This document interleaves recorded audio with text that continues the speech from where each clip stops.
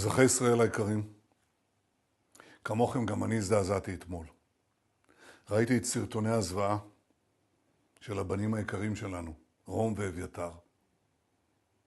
צלצלתי למשפחות, חיבקתי אותם בשמי ובשם רעייתי, גם בשמכם.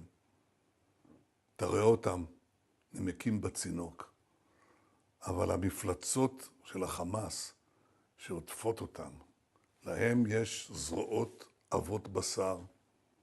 יש להם כל מה שהם צריכים כדי לאכול. הם מריבים אותם כמו שהנאצים הריבו את היהודים. וכשאני רואה את זה, אני מבין בדיוק מה החמאס רוצה. לא רוצה עסקה.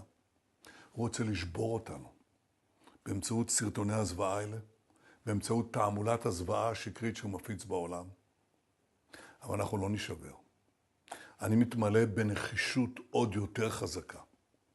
לשחרר את בנינו החטופים, לחסל את החמאס, להבטיח שעזה לא תהווה יותר איום על מדינת ישראל.